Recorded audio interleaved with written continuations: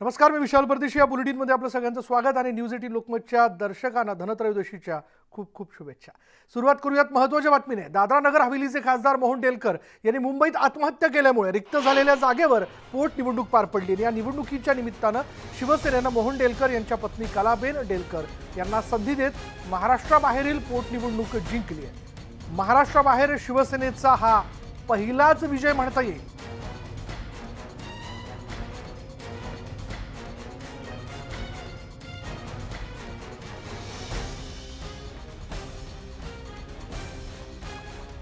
या संदर्भात शिवसेना खासदार संजय राऊत यांच्याशी बातचीत केली आमचे प्रतिनिधी उदय जाधव यांनी.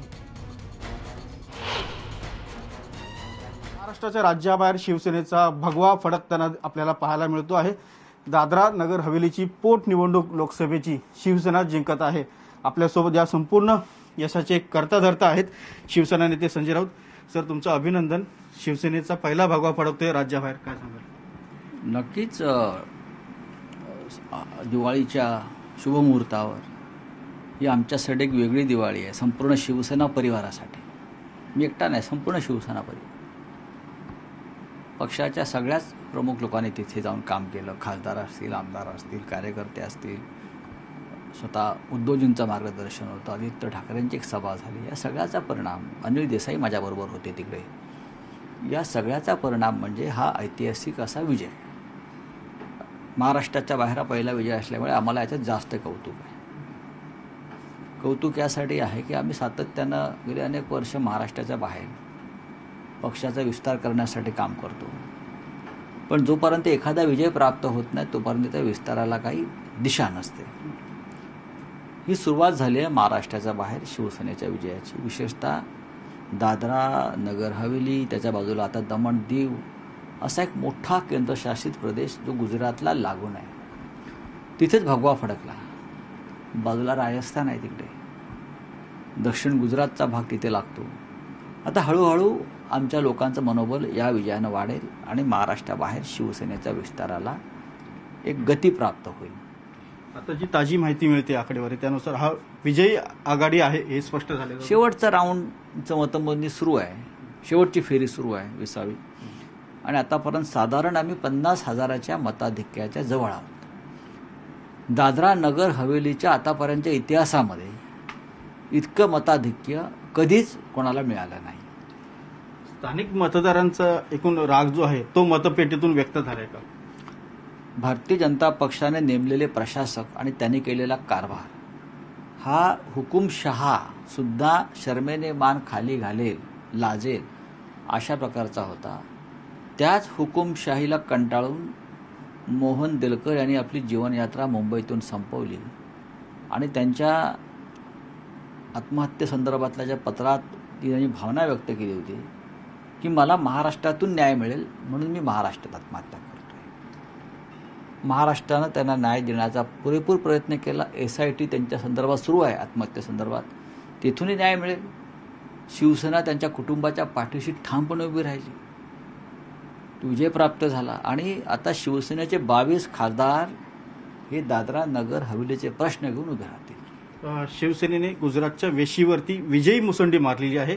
गुजरात विधानसभेच्या निवडणुका देखील तोंडावरती आलेल्या आहेत. शिवसेना तिथे देखील आपलं पक्षाचा विस्तार करायचा म्हटल्यावरती कोणते राज्य अपवाद नसतं. गुजरात तर आहेच, मुंबईमध्ये, महाराष्ट्रामध्ये हजारो गुजराती बांधव राहतात, लाखो राहतात. त्यातले बरेचसे लोक शिवसेनेचे आमचे सदस्य आहेत, आमच्याबरोबर काम करतात आणि त्यांनाही असं वाटतं की गुजरातमध्ये शिवसेनेनं जाऊन काम करावं. सर, देगलूर विधानसभा पोटनिवडणुकीमध्ये देखील विजयी जो आहे महाविकास आघाडीचे काँग्रेसचे उमेदवार यांना मिळतो, अंतापूरकर यांना. आपली काय? महाविकास आघाडीचा विजय आहे. अर्थात काँग्रेसचे नेते माननीय अशोकराव चव्हाण यांच्यासाठी ही निवडणूक प्रतिष्ठेची होती आणि त्यांनी तिथे अक्षरशः रक्त आणि घाम गाळला या विजयासाठी. मुळात भारतीय जनता पक्षाकडे उमेदवारच नाही आहे स्वतःचे. देशभरामध्ये 60% उमेदवार हे उधार उसनवारीचे असतात. देगलूरचा उमेदवार हा त्याने शिवसेनेतून घेतला. अरे, तुमचा इतका मोठा पक्ष आहे ना आंतरराष्ट्रीय स्तरावरचा, तुमच्याकडे स्वतःचे उमेदवार नसावेत? तुम्ही एकदा स्वतःची हत्यारं वापरा. आमच्या हत्यारांना आमच्यावरती वार करू नका, तुमच्यावरतीच उलटतील. व्हिडिओ जर्नलिस्ट राकेश भोसलेसह उदय जाधव, न्यूज 18 लोकमत, मुंबई. तर दादरा नगर हवेलीच्या पोटनिवडणुकी म्हणजे लोकसभा पोटनिवडणुकीमध्ये मोहन डेलकर यांच्या सौभाग्यवती ज्या आहेत कलाबेन डेलकर ह्या विजयी झालेल्या आहेत। मोहन डेलकर यांनी मुंबईत आत्महत्या केली होती। त्यांनी त्यांच्या आत्महत्येपूर्वी लिहिलेल्या पत्रामध्ये तिथल्या प्रशासकांच्या दडपशाहीबद्दल एकूणच यंत्रणेबद्दल खंत व्यक्त केली होती आणि शिवसेनेचा राज्याबाहेरील हा पहिलाच विजय म्हणता येईल। राज्याचे मंत्री अनिल परब बोलतायत, थेट जाऊयात तिथे। पाहिजे होता तो देखील मी त्यांचा मान्य केला। त्यांचा एक प्रश्न जो इन्क्रीमेंटचा जो होता त्या बाबतीत मी त्यांना सांगितलं होतं की दिवाळीच्या नंतर आपल्या ज्या काही ॲग्रीमेंटमधल्या ज्या काही बाकीच्या गोष्टी असतील त्याच्यावरती दिवाळीनंतर चर्चा करून ते प्रश्न सोडवले जातील। यावर त्यांनी त्यांचं जे उपोषण चालू केलं होतं आणि ते आंदोलन उपोषणाच्या माध्यमातून करत होते ते त्यांनी उपोषण मागे घेतलं आणि त्यांच्या ज्या मागण्या होत्या त्या बऱ्याच अंशी त्यांच्या मागण्या मान्य झाल्या। त्यांना दिवाळीची भेट व पगार आणि हा जो वाढीव जो त्यांच्या मागण्या मान्य होत्या त्या त्यांना दिवाळीच्या पूर्वी हव्या होत्या। त्या काल त्यांना 1 तारखेला आपण त्यांच्या खात्यामध्ये हे सगळं जमा झालेलं आहे। अचानक हे झाल्यानंतर एक नवीन मागणी घेऊन राजकीय पक्षांनी ह्या आंदोलनाला आणखीन थोडी साथ दिली आणि अशी मागणी केली की एसटी कर्मचाऱ्यांचं विलीनीकरण राज्य सरकारमध्ये तुम्ही करा। अशा मागण्या ज्या असतात ह्या ताबडतोब याचा निर्णय लागत नाही, कारण हे फार मोठे विषय आहेत आणि या बाबतीत राज्य सरकारला निर्णय घ्यावा लागतो आणि म्हणून अशा मागण्यांच्या बाबतीमध्ये ताबडतोब निर्णय होऊ शकणार नाही। म्हणून मी त्यांना म्हटलं की या सगळ्या गोष्टींचा विचार आपण दिवाळीच्या नंतर बैठक घेऊन करू। परंतु आज माहिती घेतली असता कळतंय की जवळजवळ 86 ते 87% एसटीचं कामकाज सुरळीतपणे चालू आहे। 250 पैकी फक्त 28 डेपो आज बंद आहेत आणि माझं पुन्हा एकदा सगळ्या एसटीच्या कर्मचाऱ्यांना आव्हान आहे की कोणाच्याही भावना भडकवण्याच्या कृत्याला बळी पडू नका। आपला जीव फार मोलाचा आहे, आत्महत्येसारखं टोकाचं पाऊल उचलू नका। एसटीची परिस्थिती जरी कितीही गंभीर असली तरी शासन याच्यातनं मार्ग नक्की काढेल। एसटीच्या कर्मचाऱ्यांना आम्ही काही वाऱ्यावर सोडत नाही आहोत, हे मी त्यांना वारंवार सांगितलेलं आहे। पुन्हा एकदा मी विनंती करतो की एसटीच्या कर्मचाऱ्यांनी जे उरलेले कर्मचारी आहेत 12 ते 13% त्यांनी कामावर यावं, कारण दिवाळीचा सण आहे। लोकांची जनतेशी जी आपली नाळ एसटीची जोडली गेलेली आहे ती कुठेही तुटता कामा नये याची काळजी कर्मचाऱ्यांनी घ्यावी अशी मी आपल्याद्वारे त्यांना विनंती करतो। आज काय परिस्थिती आहे, किती डेपो सुरू आहेत किंवा किती ठिकाणी एसटी जे आहेत त्या सुरू नाही आहेत? आज 250 पैकी 28 डेपो सोडले तर बाकीचे सगळे डेपो आज चालू आहेत। त्याच्यामुळे एसटी तशी जवळजवळ 87% सुरळीतपणे सुरू आहे। उरलेले 12-13% लोकांपैकी बरेचसे कर्मचारी कामावर जाऊ इच्छित आहेत, परंतु त्यांना काही लोक जाण्यापासून परावृत्त करतायत, अडवत आहेत। दिवाळीच्या तोंडावरती कोणाची दिवाळी खराब होऊ नये म्हणून आम्ही आजही कारवाईचा बडगा उचललेला नाही, परंतु दिवाळी खराब लोकांची होऊ नये। सणाच्या तोंडावर लोकांना एका ठिकाणाहून दुसऱ्या ठिकाणी सतत जायचं असतं। त्याच्यामुळे पुन्हा एकदा मी सगळ्यांना विनंती करतो की दिवाळीच्या नंतर आपण चर्चा करून आपले प्रश्न सोडवता येतील। ज्या माझ्यासमोर मागण्या होत्या त्या मागण्या बऱ्याच अंशी मंजूर झालेल्या आहेत। कर्मचाऱ्यांच्या युनियनने देखील आवाहन केलेलं आहे, परंतु काही लोकांनी जाणून बुजून या एसटीच्या कर्मचाऱ्यांना वेठीस धरलं आहे आणि मी पुन्हा एकदा विनंती करतो की आपण कामावर या, जेणेकरून लोकांची दिवाळी सुखाची समृद्धीची येणार नाही त्यांच्यावरती काय कारवाई करणार? आजपर्यंत आम्ही कुठलीही कारवाई कोणावरही केलेली नाही, परंतु शिस्तीचा भाग म्हणून विचार तर कधी ना कधीतरी करावाच लागतो। नाही म्हणून म्हटलं ना की मी आज कोणावरही कारवाई अजूनपर्यंत केलेली नाही, परंतु बेशिस्त देखील खपवून घेतली जाणार नाही एवढंच मी आज सांगू इच्छितो। दादरा नगर हवेलीमध्ये शिवसेनेने खूप मोठा विजय मिळवला आहे। महाराष्ट्राच्या बाहेर शिवसेनेचा भगवा फडकला, आपली काय प्रतिक्रिया? आज अतिशय आनंदाची गोष्ट आहे की शिवसेनेने महाराष्ट्राच्या बाहेर देखील आपलं पाऊल दमदारपणे टाकलंय। दादरा नगर हवेलीच्या माध्यमातून शिवसेनेचा भगवा ध्वज आज महाराष्ट्राच्या बाहेर गेलेला आहे. एक शिवसैनिक आणि शिवसेना पक्षाचा कार्यकर्ता म्हणून माझ्यासाठी तर ही आनंदाचीच गोष्ट आहे. गुजरातच्या सीमेवरती शिवसेनेने धडक मारली.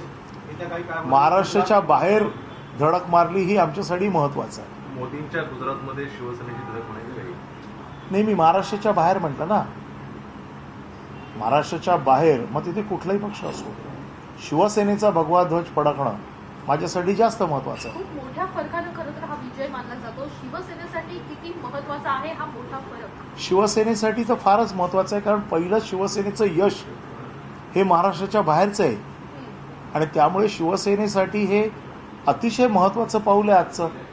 देगलूरमधील उमेदवार सुद्धा विजयाच्या दिशेने आहे. महाविकास आघाडीचा विजय नक्कीच महाविकास आघाडीचा विजय आणि महाविकास आघाडी दमदारपणे काम करते त्याची ही पावती आहे. शिवसेनेचा उमेदवार म्हणून भाजपने जो उभा केला होता, मी तो विरोधी म्हणून बघतो. तो शिवसेनेचा होता. ज्यावेळेला त्याने पक्ष सोडून दुसऱ्या पक्षात गेला तेव्हा तो आमचा विरोधक होता. त्यामुळे महाविकास आघाडीने विरोधी पक्षाला हरवलेलं आहे. ज्या प्रकारे काल अनिल देशमुख यांच्यावरती कारवाई झाली आहे, त्यांना अटक केलेली आहे, कसं बघते सगळ्या कारवाई? नाही, हा बघा, अनिल देशमुखांवरती आरोप केले, त्यांना बोलवलं, ते गेले, त्यांना अटक झालेली आहे. हे प्रकरण न्यायालयीन प्रक्रियेचं आहे, ती आता प्रक्रिया चालत राहील. किरीट सोमय्या आणि नितेश राणे यांनी ट्विट केलेलं आहे आणि सांगितलेलं आहे की अनिल देशमुख यांना आज अटक झाली, त्यांना हॅपी दिवाळी आणि परत तुम्हाला मेरी क्रिसमस असं म्हटलेलं आहे. मी यंत्रणेला जबाबदार आहे. मी बाकी कोणालाही जबाबदार नाही. त्याच्यामुळे बाकी कोण माझ्या बाबतीत काय विचार करतं याचा विचार मी करत नाही. मला ज्यांनी प्रश्न विचारलेले आहेत त्यांना मी उत्तरं दिलेली आहेत. जे मला प्रश्न विचारतील त्यांना मी जरूर उत्तरं देईन. पण सध्या वारंवार तुमच्यावर जे आहे ते आरोप केले जात आहेत. म्हणजे अनिल देशमुखानंतर अनिल परब यांचा नंबर सतत वारंवार परबांना जे आहे ते टार्गेट केलं जातं असं वाटतं. त्यात त्यांना काय आनंद मिळतो मला माहीत नाही, परंतु मी न्यायालयीन प्रक्रियेला मानणारा एक कार्यकर्ता आहे. मला ज्यांनी प्रश्न विचारले त्यांना मी उत्तरं दिली आहेत. याच्या पुढे जे प्रश्न विचारतील त्याला मी उत्तरं देईन. ते वारंवार म्हणतात की अनिल परब यांनी ईडीला सामोरं जायला पाहिजे. तुम्ही एकदा जाऊन आलेला आहे तरी तुम्ही वारंवार त्यांचा अभ्यास त्यांनी करावा. ईडीचा पुन्हा काय या संदर्भात आपल्याला काही पत्र वगैरे? मला अजून कुठलंही पत्र आलेलं नाही आहे. माजी गृहमंत्री अनिल देशमुख हे ईडीच्या समोर दाखल झालेले, मात्र मुंबईचे माजी पोलीस आयुक्त परमवीर सिंग जे अजून बेपत्ता आहेत ते मात्र अजून कुठल्याही चौकशीला समोर आले नाही, याचा सगळा जो काही विचार आहे तो यंत्रणा करतील ना. पण ज्या प्रकारे अनिल देशमुख काल ईडीच्या समोर जाताना म्हटले होते की त्यांनी माझे आरोप केले ते फरार आहे आणि मला जावं लागतं, कायदेशीर दिसतंय कसं बघतो तुम्ही सगळ्या गोष्टी? नाही, मी ह्याच्यात कायदेशीरदृष्ट्या काय त्यांना बोलवलं ते गेले, परमवीर सिंगना बोलवलं ते येत नाही आहे. ती कायदेशीर प्रक्रिया पूर्ण होईल, फरार म्हणून घोषित होतील. कायदेशीर प्रक्रियेचा हाच एक भाग आहे. ते जर गेले नाहीत तर फरार म्हणून घोषित होतील. काँग्रेसचे नेत्याने माजी खासदार संजय निरुपम यांनी सांगितले की माजी पोलीस आयुक्त परमवीर सिंग हे बेल्जियममध्ये आहेत, देशाबाहेर पळून जाण्यास त्यांना यंत्रणांनी मदत केली. नाही, याच्या बाबतीत मी तुम्हाला कसं सांगू, ते संजय निरुपम सांगतील ना ते कुठे आहेत ते त्यांनी सांगितलेली माहिती आहे ना. जसं देशमुखांना या ठिकाणी चौकशीला येण्यासाठी केंद्रीय संस्थांनी जसं भाग पाडलं तसं परमवीर यांना देखील भाग पाडलं जावं असं चंद्रकांत पाटलांनी सांगितलेलं आहे. त्याचा प्रोसेस सुरू झालेला आहे ना. हा जो प्रोसेस असतो तो सुरू झाला आहे. त्यांना नॉन बेलेबल वॉरंट निघालेला आहे. मग पुढची कारवाई होईल आणि एक दिवस त्याला फरार घोषित केलं जाईल. आता महाविकास आघाडीनं लढायचं ठरवलेलं दिसून येतं का? कारण ज्या प्रकारे आम्ही हे नवाब मलिक ज्या प्रकारे रोज बोलत आहे, संजय राऊत बोलत आहे, उत्तराला प्रत्युत्तर देण्याचं काम आता महाविकास आघाडीकडून सुरू नाही, प्रत्येक जण आपापली बाजू मांडतोय. विरोधी पक्षनेते देवेंद्र फडणवीस यांनी म्हटलं की मी दिवाळीनंतर फटाके फोडणारे बॉम्ब फोडणार. म्हणूनच म्हटलं की त्यांची बाजू मांडण्याचा त्याला पूर्ण अधिकार आहे. त्यांनी दिवाळीच्या नंतरचा मुहूर्त घेतलेला आहे की बाजू मांडायची. प्रत्येकाला बाजू मांडण्याचा अधिकार आहे आणि त्याने ती मांडावी. त्यांनी जर फटाके फोडले तर महाविकास आघाडी काही त्यांच्याकडे फटाके फोडतील की काय? फटाक्यावर बंदी आहे ना. सर, दुसरीकडे असं म्हटलं जातंय की सध्या राष्ट्रवादीचे जसे जितेंद्र आव्हाड यांच्यावर अटक आणि जामीन संदर्भात कारवाई झालेली आहे, अनिल देशमुख यांच्या संदर्भातला अटकेची कारवाई बघायला मिळते, अजित पवार यांच्या अनेक मालमत्तांवर जप्तीची कारवाई करण्यात आलेली आहे. राष्ट्रवादी काँग्रेसला या ठिकाणी एक अडचणीत आणण्यासाठी हा प्रयत्न होतो असं वाटते का? महाविकास आघाडीमध्ये मिशन लोटस करण्याचा हा प्रयत्न होतोय का या निमित्तानं? नाही, कोणाचे काय मनसुबे आहेत याच्यावरती मी उत्तर देणं बरोबर नाही ना. ज्यांचे मनसुबे असतील त्याप्रमाणे त्यांची कारवाई होईल. जे लोकांवरती कारवाई होईल ती त्यांची बाजू मांडतील. पण तरी राष्ट्रवादीवर जास्त करून प्रेशर केलं जातं असं तुम्हाला वाटतंय का? नाही, असं का म्हणताय आपण? राष्ट्रवादी शिवसेनेवरती देखील झालेले. मी देखील नोटिसीला सामोरा गेलो, भावना गवळी दिले, अडसूळ गेले. मी एकाच पक्षावरती आहे असं म्हणता नाही येणार आपल्याला. जाणीवपूर्वक राष्ट्रवादी आणि शिवसेनेला टार्गेट करून महाविकास आघाडीला बदनाम करण्याचा हा प्रयत्न आहे. मी म्हणूनच म्हटलं ना की प्रत्येक पक्षाने आपण काय करावं हा त्यांचा अधिकार आहे. आमचा अधिकार आहे आमच्यावरती झालेल्या आरोपांचं उत्तर ज्या यंत्रणेकडे आमच्यावरती आरोप झाले त्यांना उत्तर देऊन आपली बाजू मांडणं. यानंतर इथे वेळ झाली का ब्रेकची. ब्रेक घेऊयात. पहा फक्त न्यूज 18 लोकमत.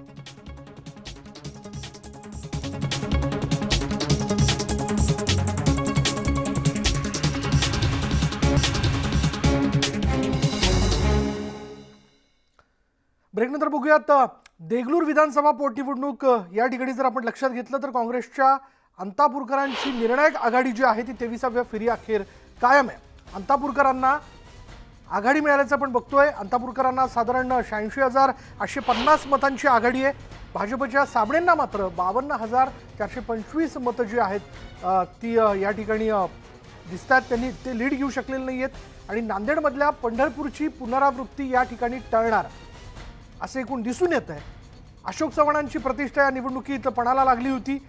नांदेड जिल्हा म्हटल्यानंतर तो अशोक चव्हाणांचा बालेकिल्ला म्हटलं जातं आणि अशावेळी देगलूरमधली ही पोटनिवडणूक काँग्रेसचाच उमेदवार जिंकणार हा दावा वारंवार अशोक चव्हाणांनी वेगवेगळ्या प्रचार सभांमध्ये केलेला होता आणि तसंच आपण बघतोय इथे काँग्रेसचे उमेदवार अंतापूरकरांनी आपली आघाडी जी आहे ती साधारण 85,000 मताच्या आसपास कायम ठेवलेली आहे आणि तेच भाजपचे जे उमेदवार आहेत साबणे हे मात्र 52,000 आसपास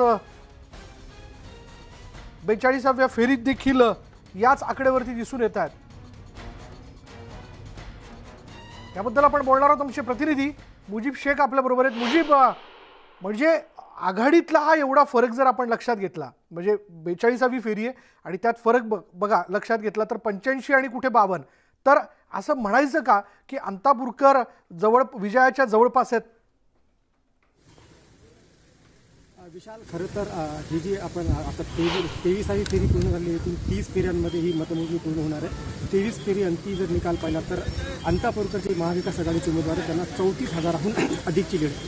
आता ही लीड कापणं अशक्य आणि सातत्याने म्हणजे पहिल्या फेरीपासून तर 23व्या फेरीपर्यंत सातत्याने त्यांना आघाडीच मिळत आहे. त्यामुळे त्यांचा विजय आता निश्चित मानलेलाच आहे. सर्वत्र देगलूर शहरामध्ये, देगलूर मतदारसंघामध्ये महाविकास आघाडीच्या जे कार्यकर्ते आहेत त्यांनी जल्लोष देखील साजरा केला आहे. अत्यंत अटीतटीची ही निवडणूक होईल, चुरशीची होईल असा एक अंदाज होता. राजकीय पक्ष असतील किंवा राजकीय तज्ज्ञ असतील त्यांना देखील हाच अंदाज होता की ही जी निवडणूक आहे ती एकतर्फी होणार नाही. मात्र सकाळपासून जेव्हा मतमोजणीला सुरुवात झाली तेव्हा पहिल्या फेरीपासून असा कौल आहे की महाविकास आघाडीच्याच पारड्यात लोकांनी आपलं मतदान दिलेलं आहे.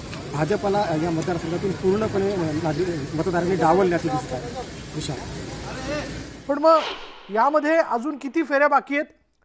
आणि तसं बघायला गेलं तर जो मोठा लीड दिसतोय अंतापूर यांच्याकडे, तर त्यावरनं तरी एक लक्षात येतंय की हा लीड क्रॉस करणं कठीण आहे. बरोबर आहे, लीड क्रॉस करणं तर कठीणच आहे. विजय यांनी आता साजरा केलेला आहे. विजयाचा जल्लोष यांनी साजरा केला. भाजपच्या कार्यकर्त्यांनी, भाजपच्या नेत्यांनी आपला पराभव मान्य केलेला आहे. ते सर्व आता या मतमोजणी केंद्रातून बाहेर गेलेले. अटीतटीची निवडणूक होईल असं वाटत होतं, परंतु एकतर्फी निवडणूक झालेली आहे. काँग्रेसचा हा बालेकिल्ला आधीपासूनच नांदेड जिल्हा राहिलेला आहे. मध्यंतरी अनेक निवडणुकांमध्ये भाजपने हा कुठेतरी अशोक चव्हाणांना शिळ देण्यासाठी वेगवेगळी रणनीती आखली होती. या निवडणुकीत देखील प्रचंड प्रमाणामध्ये भाजपने इथं ताकद ओतली होती. अशोक चव्हाण विरुद्ध भाजप अशी ती निवडणूक होती. आणि अशोक चव्हाणांनी प्रचंड अशी मेहनत या मतदारसंघामध्ये घेतली. तब्बल 12 दिवसांमध्ये 70हून अधिक सभा त्यांनी या मतदारसंघामध्ये घेतलेल्या आहेत. अंतापूरकर जे दिवंगत आमदार होते, त्यांचा कोरोनामुळे निधन झाला, त्यांच्या सुपुत्रांना उमेदवारी देण्यात आली. त्यामुळे कुठेतरी ती देखील सहानुभूती त्यांच्यासोबत होती आणि एकंदरीत आपण जर चित्र पाहिलं तर महाविकास आघाडीचा इथं विजय हा निश्चितच मानला जात आहे. अशोक चव्हाणांची देखील प्रतिष्ठा इथे पणाला लागली होती.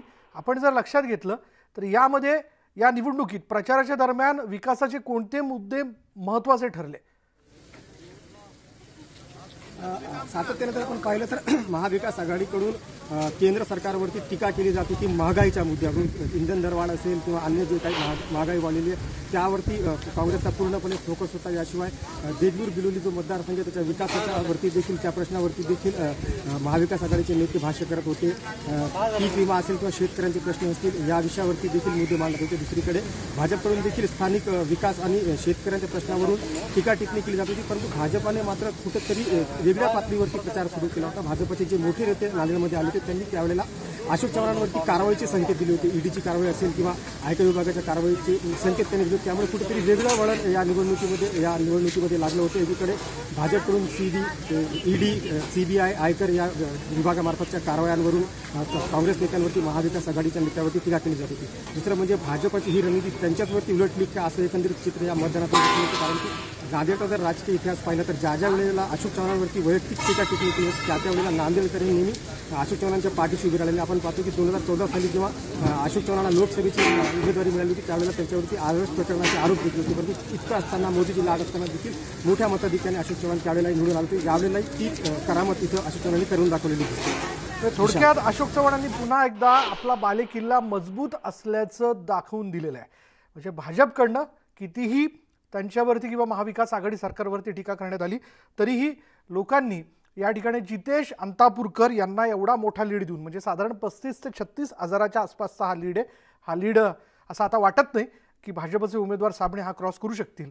त्यामुळे जितेश अंतापूरकर यांचा विजय जवळजवळ निश्चित मानला जातोय. धन्यवाद मुजीब या सगळ्या माहितीबद्दल.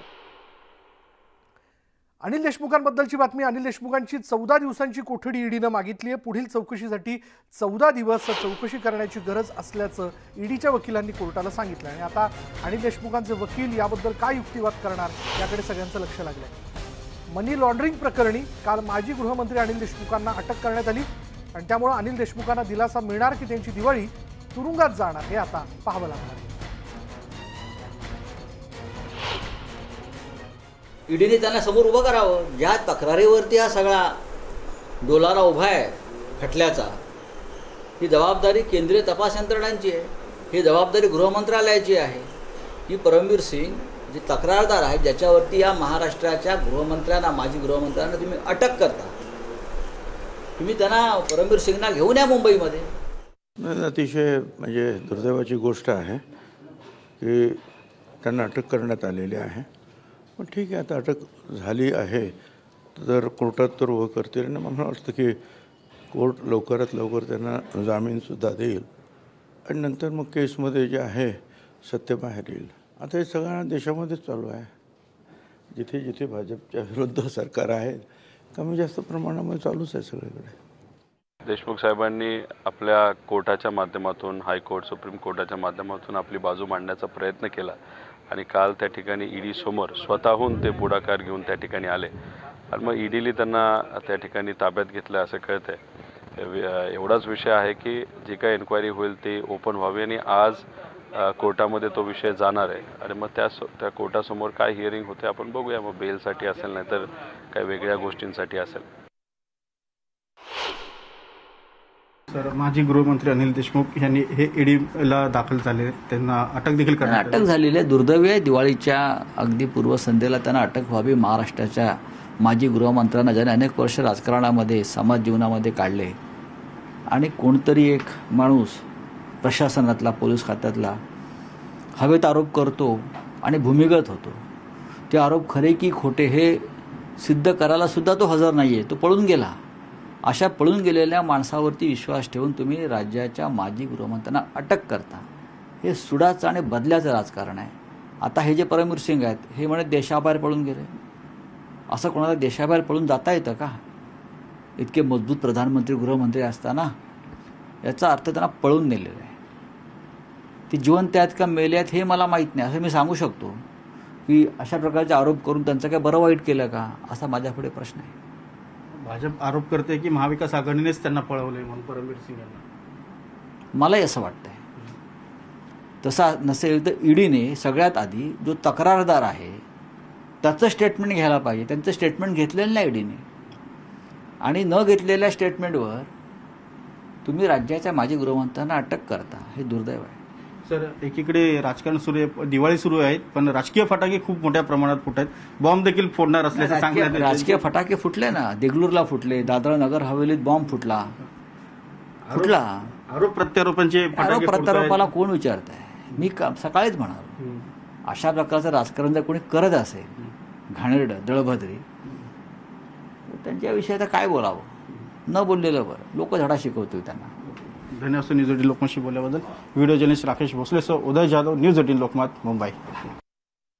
तर काल अनिल देशमुखांना ईडीनं अटक केलेली आहे आणि आज त्या संदर्भात आपण बघतोय ईडीच्या वकिलांनी अनिल देशमुखांच्या चौकशीकरता म्हणून साधारण 14 दिवस चौकशी करण्याकरता कोठडीची मागणी केलेली आहे. आता अनिल देशमुखांचे वकील ईडीच्या विशेष न्यायालयात याबद्दल काय मागणी करतात, काय युक्तिवाद करतात हे बघणं महत्त्वाचं ठरणार आहे. पण यावरनं आता राजकीय वर्तुळातनं प्रतिक्रिया येताना आपण पाहतोय.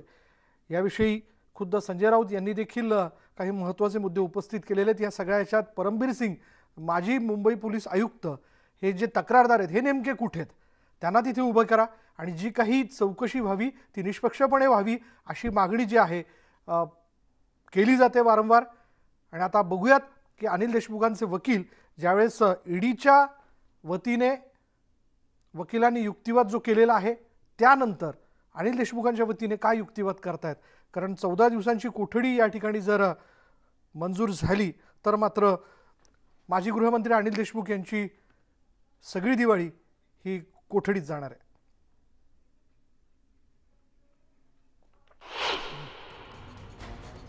आणि हाच आत्ता या क्षणाला महत्त्वाचा प्रश्न आहे की अनिल देशमुखांच्या वकिलांनी युक्तिवाद केल्यानंतर न्यायालय का नेमका निर्णय देत आहे. त्यामुळे अनिल देशमुखांची दिवाळी आता तुरुंगात जाणार का? ईडीनं 14 दिवसांची पोलीस कोठडी, माफ करा, ईडीनं 14 दिवसांची विशेष कोठडी जी मागितलेली आहे, दोन्ही बाजूंचा युक्तिवाद जो आहे तो पूर्ण झाला आहे आणि थोड्याच वेळात न्यायालय याबद्दलचा आदेश देऊ शकतं. त्यामुळे आता न्यायालय काय निर्णय देणार याची सगळ्यांना प्रतीक्षा आहे. बोलूया आमच्या प्रतिनिधी सुष्मिता बधाने आपल्याबरोबर. सुष्मिता, न्यायालयात दोन्ही बाजूचा युक्तिवाद पूर्ण झालाय का?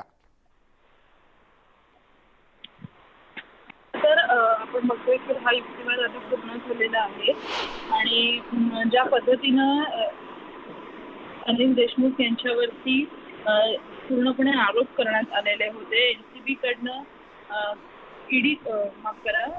ईडीकडनं जे आरोप करण्यात आले होते त्यांचा त्यांना कोठडी ही हॉलिडे कोर्टाने सुनावलेली आहे. दुसरा महत्त्वाचा मुद्दा म्हणजे दोन्ही बाजूचा युक्तिवाद हा संपलेला आहे आणि न्यायालय आता आदेश देणार आहे. नेमकं न्यायालयामध्ये काय म्हटलं जातं हे बघणं अतिशय महत्त्वाचं ठरणार आहे. कारण ज्या पद्धतीने युक्तिवाद करण्यात आलेला होता त्यामध्ये वेगवेगळ्या पुराव्यांना ईडीने समोर ठेवलेलं होतं. ॲडव्होकेट निकम यांनी सुद्धा अनिल देशमुख यांची बाजू मांडताना काही महत्त्वाचे मुद्दे उपस्थित केलेले होते. अनिल देशमुख यांचा थेट आरोपी म्हणून सुरुवातीला विचार करण्यात आलेला नव्हता, परंतु नंतर मात्र कशा पद्धतीने त्यांच्या कस्टडीसाठी मागणी करत आहे ईडी हे सुद्धा त्यांनी निदर्शनास आणून दिलं. सरकारी वकील अनिल सिंग यांनी आपला युक्तिवाद संपवलेला आहे आणि आता न्यायालय काय निर्णय घेत आहे हे बघणं महत्त्वाचं आहे. अनिल देशमुख यांच्या 14 दिवसाच्या कोठडीसाठीची मागणी ईडीनं केलेली होती. साधारण किती वेळात न्यायालय याबद्दलचा निर्णय देऊ शकतं? खरं तर दोन्ही बाजूच्या युक्तिवादानंतर काही क्षणांचा विचार केल्यानंतर म्हणजे काही वेळानंतर एक साधारण 4 वाजेच्या आत कोर्टाकडनं निकाल येणं अपेक्षित आहे. कारण हे हॉलिडे कोर्ट आहे. कोर्टाला जसं तर सुट्टी आहे आता. हॉलिडे कोर्टाला काही मोजक्याच अनुमती असतात. त्यापैकी एक म्हणजे आता जर तपासामध्ये काही सहकार्य अनिल देशमुख यांनी केलं नाही किंवा त्यांच्याकडनं अधिक काही माहिती जर ईडीला अपेक्षित असेल तर अशा पद्धतीनं ईडीकडनं अधिकच्या कस्टडीची मागणी केली जाते आणि 14 दिवसांची कस्टडी ही खरं तर फार महत्त्वाची आणि मोठी म्हणावी लागेल, कारण याच दरम्यान आता ईडी इतर सुद्धा अनेक पुरावे गोळा करेल. आपण जर बघितलं अनिल सिंग यांच्यासोबत अनिल देशमुख यांच्याविषयी आर्ग्युमेंट करण्यासाठी विक्रम चौधरी सुद्धा उपस्थित होते आणि दोन्हीकडच्या वकिलांनी आपला युक्तिवाद संपवल्यानंतर पुराव्यांच्या आधारे कोर्टाकडनं निकाल दिला जातो आणि म्हणून त्यासाठी थोडा उशीर होणं, थोडा वेळ घेणं हे स्वाभाविक आहे. धन्यवाद सुष्मिता या सगळ्या माहितीबद्दल. त्यामुळे आत्ताचा हा प्रसंग जो आहे तो अनिल देशमुखांकरता या अर्थाने कठीण आहे की दोन्ही बाजूचा युक्तिवाद जो आहे तो पूर्ण झाला आहे. ईडीच्या वकिलांनी अनिल देशमुखांच्या चौकशीकरता 14 दिवसांची कोठडी मागितली आहे आणि जर न्यायालयाने या संदर्भातला जर निर्णय देऊ केला तर मात्र परिस्थिती अनिल देशमुखांसाठी कठीण असू शकते. पण बघूयात काय निर्णय देते न्यायालय. यानंतर इथे वेळ झाली का ब्रेकची. ब्रेक घेऊयात. पहा फक्त न्यूज 18 लोकमत.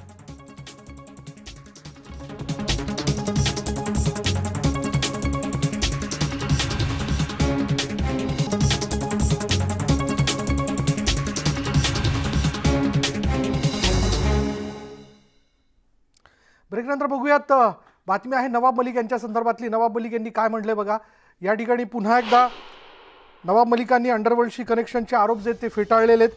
माझा अंडरवर्ल्डशी संबंध असल्याचं माहीत होतं तर तुम्ही एक जबाबदार व्यक्ती म्हणून लगेच तक्रार करायला हवी होती, तेव्हा गृहमंत्री तुम्ही का कारवाई केली नाही असा उलट सवाल नवाब मलिक यांनी फडणवीसांना विचारला. हॉटेलात वेगवेगळ्या पार्ट्या व्हायच्या आणि त्या पार्ट्यांचं आयोजन कोण करायचं, 15 कोटींच्या पार्ट्यांची तुम्हाला माहिती नव्हती का असा सवाल नवाब मलिक यांनी यावेळी उपस्थित केला. आपण पाहतोय यानंतर नवाब मलिक यांनी या विषयाला घेऊन उत्तर दिलेलं आहे. उलट त्यांनी देवेंद्र फडणवीस यांना सवाल विचारलाय आणि यावेळी बोलताना त्यांनी वानखेडेंवर केलेल्या आरोपांवर आपण ठाम असल्याचं म्हटलेलं आहे.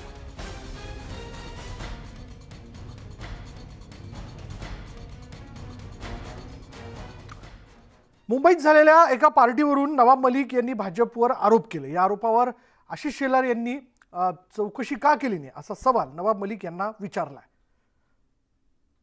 4 सीजन होटल में लगातार ड्रामा लेट्स प्रेडेटर, मैक इस तरह की पार्टी का आयोजन होता रहा. उस पार्टी का आयोजक कौन है? वो पार्टी में एक एक टेबल की कीमत 15 लाख रुपए होती थी. रात भर जश्न चलता था. 15-15 करोड़ रुपए की पार्टी का आयोजक कौन था? क्या आपको जानकारी नहीं थी? आज तरी तुमच्याकडे तपास यंत्रणा आहे, त्यातनं चौकशी का करत नाही? आणि त्यामुळे नवाब मलिक यांनी स्वतःचं नाव आता नवाब मलिक याऐवजी खयाली मलिक, कल्पोकल्पित अशा खयाली मलिक असं त्यांनी ठेवावं. आणि कुठल्याही CCTVजला आम्ही भीक घालत नाही, घाबरत नाही. किंबहुना NIA कडे जी CCTV फुटेज मुंबई पोलीस आयुक्तालयात जाणाऱ्या व्यक्तींची, नेत्यांची आहे ती बाहेर येईल त्यावेळेला पळता भुई थोडी होईल. आणि देवेंद्र फडणवीस काय किंवा आशिष शेलार काय, कोणाच्या नातेवाईकांनी 5 स्टार मध्ये जाण्यात काही गुन्हा नाही. गैरकारोबार करण्याचा तर विषय फडणवीसांच्या परिवारात येतच नाही. दिवाळीनंतर बॉम्ब फोडणार असल्याचा इशारा फडणवीसांनी दिला होता. मात्र दिवाळीची वाट कशाला बघता असं आव्हान नवाब मलिक यांनी दिलंय. तर बॉम्ब फोडल्यानंतर मलिकांना पळताभुई थोडी होईल असा टोला आशिष शेलार यांनी लगावला. आपको इंतजार करने की जरूरत नहीं है. कहा गया कि नवाब मलिक के अंडरवर्ल्ड कनेक्शन है. 62 साल का जीवन इसी मुंबई शहर में बीता. किसी माई के लाल में हिम्मत नहीं कि नवाब मलिक किसी अंडरवर्ल्ड से जुड़ा हुआ है, ये कभी उंगली भी उठाकर मेरे तरफ दिखा सके. ये कहना कि जिनके अपने घर शीशे के हों औरों पे पत्थर नहीं मारते, मेरे पास कोई शीशे का घर नहीं, ना मेरे पास कोई शीश महल है. बम तो दिवाली के बाद फूटेगा. जो बम फूटा ही नहीं उसके पहले उसके आवाज से कैसे डर पैदा हुआ और अपने कानों पर कैसे हाथ रखने का काम नवाब मलिक जी ने आज बदले हुए सुर में, बदले हुए चेहरे में और बदले हुए डायलॉग में किया, ये हमने देखा है। फिर भी हम कहना चाहते हैं बम तो फूटेगा ही, और इसमें जो इंटरनेशनल हो, ये क्रिमिनल्स की लिंक भी देवेंद्र जी दिवाली के बाद उजागर करेंगे। आपण कोणत्याही महिलेची बदनामी केली नाही, पण भाजप बिनबुडाचे आरोप करत त्याचं काय असा सवाल मलिकांनी केलेला आहे। तर हे आरोप का होतात याचा आत्मपरीक्षण करा असा सल्ला शेलारांनी दिलाय। दोनों महिलाओं का उल्लेख इसलिए आया कि उनसे चीजें जुड़ी हुई हैं, इसलिए उनका उल्लेख आया है। लेकिन जो लोग महिलाओं को लेकर सवाल खड़ा कर रहे हैं, हम उनसे पूछना चाहते हैं कि क्या दूसरों की माँ बहनें ये महिलाएं नहीं हैं? कल किरीट सोमैया ने अपने प्रेस कॉन्फ्रेंस में अजीत दादा की माँ का उल्लेख किया, उनकी बहनों का उल्लेख किया। इससे पहले संजय राउत जी की बीवी को ईडी के कार्यालय तक पहुंचाने का काम किया गया। खड़से साहब की पत्नी को ईडी के कार्यालय तक पहुंचाने का काम किया गया। किरीट सोमैया महाराष्ट्र के सम्माननीय मुख्यमंत्री की पत्नी को बार बार उनका नाम लेकर आरोप करते रहे। क्या इनकी घर की महिलाएं महिलाएं हैं और बाकी महिलाएं महिलाएं नहीं हैं? संजय राऊत यांची पत्नी सुद्धा आमच्या वहिनीच आहेत, त्यांच्याबद्दल तेवढाच सन्मान माझ्या मनात आहे, आमच्या सगळ्यांच्या मनात आहे। विषय संजय राऊतांचा नसून विषय गुन्ह्यामध्ये, चुकीच्या गोष्टींमध्ये ज्यांनी कोणी आपल्या पत्नीच्याही नावाचा वापर केला असेल त्यांनी आत्मपरीक्षण करावं की माझ्या चुकीच्या गोष्टींमध्ये मी माझ्या पत्नीला का आवडलं।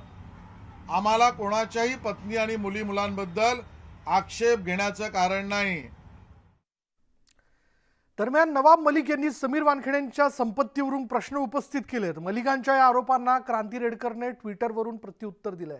समीरची सर्व संपत्ती त्याच्या आईनं जिवंत असताना कमावलेली होती। जवळपास 50 ते 100 कोटींची एकूण संपत्ती आहे आणि वयाच्या 15व्या वर्षापासून ही संपत्ती समीरच्या मालकीची आहे। सरकारी कर्मचाऱ्यांच्या नियमानुसार सर्व कागदपत्र दरवर्षी सरकारसमोर सादर करतो। ही संपत्ती बेनामी नाही आहे। सावन के अंधे को हरियाली दिखती है असं शेवटी त्यांनी म्हटलंय।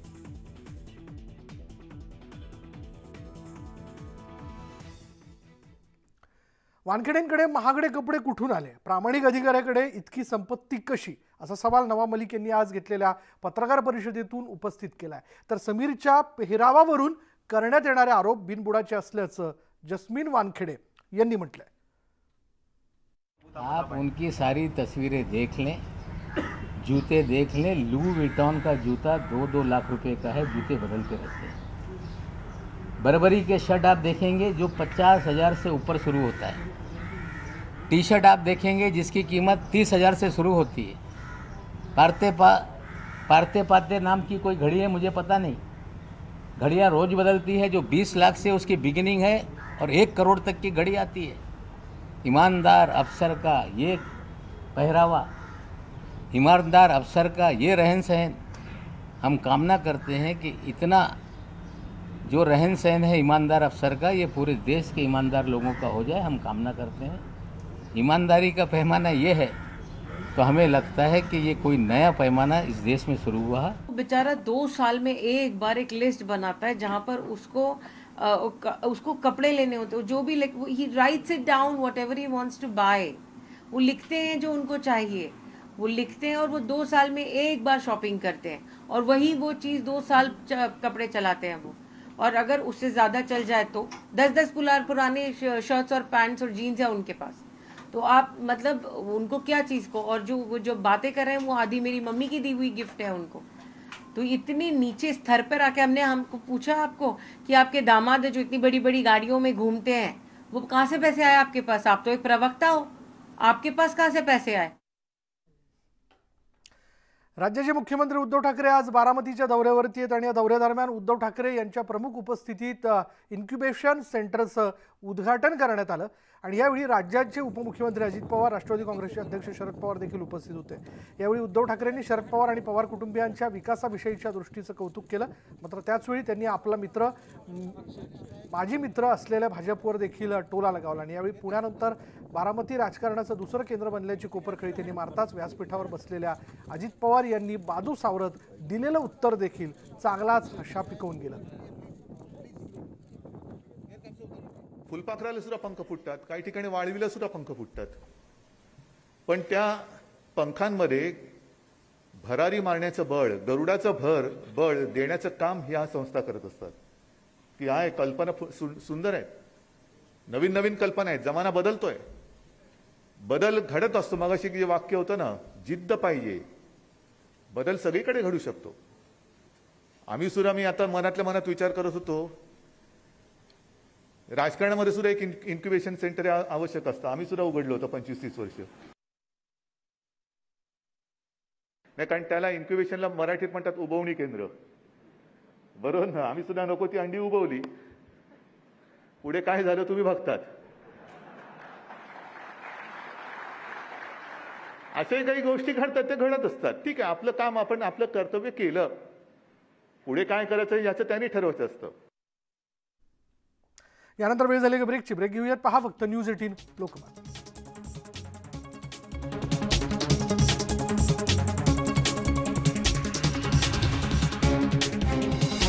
ब्रेकनंतर पाहूयात भारताचा स्वदेशी शॉर्ट व्हिडिओ शेअरिंग ॲप चिंगारीनं क्रिप्टो सोशल टोकन गारीसोबत क्रिप्टोकरन्सी बाजारात धमाकेदार पदार्पण केलंय।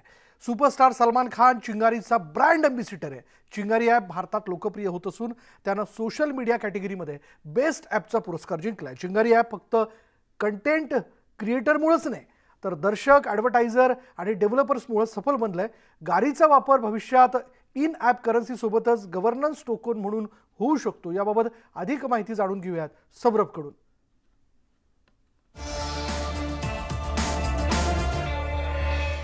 गारी भारत का पहला सोशल टोकन है जो स्पेशली शॉर्ट वीडियो क्रिएटर्स के कंटेंट मोनेटाइजेशन के लिए डिजाइन किया गया है। मतलब हमारे बनाए हुए कंटेंट चिंगारी पे मोनेटाइज होंगे, जिसके लिए हमको गारी टोकन मिलेगा, जिसके जरिए हम ब्लॉकचेन मार्केट में एंट्री कर सकते हैं। मतलब चिंगारी हमको लोकल से ग्लोबल होने का मौका दे रहा है। गारी टोकन क्रिएटर्स को चिंगारी ऐप को गवर्न करने की अथॉरिटी दे रहा है। मतलब आगे चल के जितनी भी डेवलपमेंट या ग्रोथ होगी, हम उसके बहुत ही इंपॉर्टेंट पार्ट होंगे। मतलब हम खुद के लिए एक ऐसी सर्कुलर इकोनॉमी क्रिएट करेंगे जिससे हम प्लेटफॉर्म की वैल्यू का इक्वल डिस्ट्रीब्यूशन कर सकते हैं। यानंतर दुपारच्या बातम्यांमध्ये इथेच थांबणार आहोत। पहा फक्त न्यूज 18 लोकमत।